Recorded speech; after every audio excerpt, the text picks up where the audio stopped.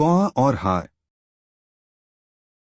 एक बार एक कौवे और उसकी पत्नी ने नदी के किनारे एक विशाल बरगद के पेड़ पर अपना घोंसला बनाया। वे वहां बहुत खुश थे। लेकिन जब मादा कौवे ने अंडे दिए तो उन्हें एक अप्रिय झटका लगा। एक विशाल सांप जो पेड़ के नीचे एक बिल में रहता था, ऊपर आया और उनके सभी सुंदर अंडे खा गया। कौवे क्रोध और दर्द से असहाय थे। अब आप इस दुष्ट सांप को हमारे बच्चों को खाने नहीं दे सकते। मादा कौआ फूट फूट कर रोने लगी। उन्होंने कहा, आपको उन्हें उससे बचाने का रास्ता ढूंढना होगा। नर कौए ने कहा, चलो हम अपने दोस्त सियार के पास चलते हैं। वह बहुत चतुर है। वह निश्चित रूप से समाधान में हमारी मदद करने में सक्षम होगा। वे दोनों उड़कर जंगल की उस गुफा में पहुंचे जहां उनका मित्र सियार रहता था। सियार ने उन्हें आते देख लिया। नमस्कार मेरे दोस्तों, आप इतने उदास और चिंतित क्यों दिखते हैं?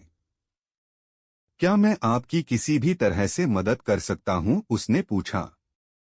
कौवे ने समझाया, जब भी मेरी पत्नी हमारे घोंसले में अंडे देती है, पेड़ के नीचे रहने वाला एक दुष्ट सांप उन्हें खा जाता है।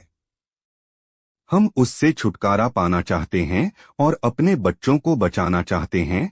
कृपया हमें बताएं कि हम क्या कर सकते हैं।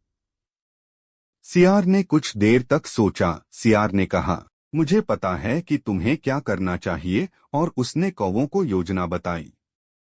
रानी की आदत थी कि वह अपनी दासियों के साथ नदी पर स्नान के लिए आती थी। जब उन्होंने ऐसा किया तो उन्होंने अपने सारे कपड़े और गहने उतार दिए और उन्हें नदी तट पर रख दिया। अगले दिन रानी और उसकी दासियां हमेशा की तरह नदी में उतरीं। तुम्हें पता है कि क्या करना सही है? कौवे ने अपनी पत्नी से पूछा। हाँ, उसने उत्तर दिया। वे दोनों कपड़ों और गहनों के ढेर के ऊपर से उड़ गए। मादा कौवे ने तेजी से एक कीमती मोती का हार अपनी चोंच में उठा लिया। उसी समय नर कौआ रानी और उसकी दासियों का ध्यान आकर्षित करने के लिए जोर जोर से कावकाव करने लगा। ओह, वे कौवे मेरा मोतियों का हार ले गए, रानी चिल्लाई। रक्षक, वो रोई, उन खतरनाक कौवों से वह हार वापस ले आओ। उसके रक्षकों ने जोर जोर से चिल्लाते हुए कौवों का पीछा किया। कौवे सीधे बरगद के पेड़ की ओर उड़ गए और उनके पीछे गार्ड भी थे।